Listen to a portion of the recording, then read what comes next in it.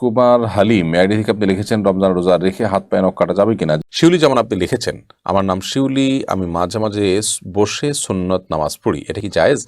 রোজা অবস্থায় স্বপ্নদোষ হলে কি রোজা নষ্ট হয়ে যায়? উত্তর, রমজান মাসে প্রতি সেকেন্ডে সেকেন্ডে মুখে থুতু আসে, এখন আমার কি করা উচিত? ফরজ সালাত আদায় না করে রোজা রাখে, তার রোজা রাখার যৌক্তিকতা কতটুকু? চলুন তাহলে আর বিলম্ব না করে ইতিমধ্যে যে সমস্ত প্রশ্ন চলে এসেছে আমাদের কাছে সেগুলোর উত্তর দেওয়ার পাল্লায় প্রবেশ করি।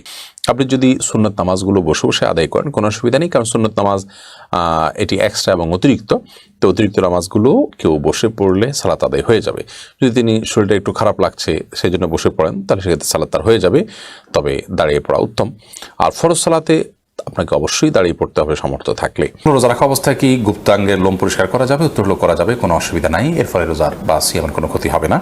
রোজা অবস্থায় স্বপ্নদোষ হলে কি রোজা নষ্ট হয়ে যায়? উত্তর হলো না, রোজা অবস্থায় স্বপ্নদোষ হলে রোজা ভঙ্গ হয় না। একটু আগে আমরা বলেছি, স্বপ্নে যাই কিছু দেখুক মানুষ, তার জন্য বান্দাকে কোনো দায়বদ্ধতা বহন করতে হয় না, তবে স্বপ্নদোষের ফলে যদি বীর্যপাত হয়ে থাকে তার ফলে গোসল ফরজ ঠিকই হবে, এছাড়া স্বপ্নদোষের কারণে রোজা ভঙ্গ হবে না।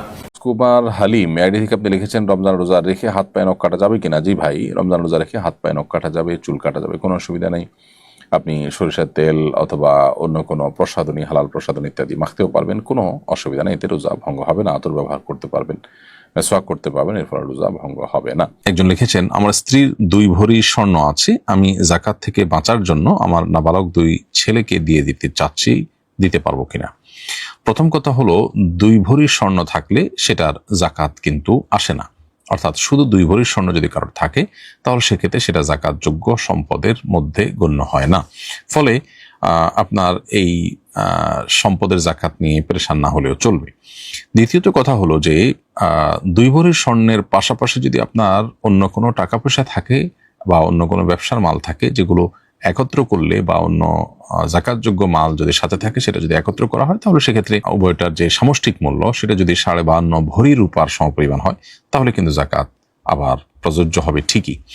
এরপর কথা হলো, জাকাত প্রযোজ্য হলে সেক্ষেত্রে আপনি সন্তানদেরকে দিয়ে যাতে করে জাকাতের নেসাবের কমে চলে আসে এক একজনের মালিকানায়, সেরকম করে আপনি জাকাত থেকে বাঁচার এই কৌশল অবলম্বন করতে পারবেন কিনা। উত্তর হলো না, এটা অনুচিত এবং গুনাহের কাজ, অন্যায় কাজ হবে।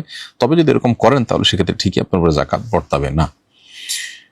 এরপরে প্রশ্ন হলো, আমার স্ত্রীর পিরিয়ড শেষ হওয়া মাত্রই তার বাইপাস হয়, সে ফরজ গোসলের সুযোগ পায়নি, এখন অপারেশনের পর বেশ কিছুদিন পর্যন্ত গোসল করা অত্যন্ত ক্ষতিকর ও নিষেধ, এমত অবস্থায় সে কিভাবে নামাজ ইত্যাদি আদায় করবে।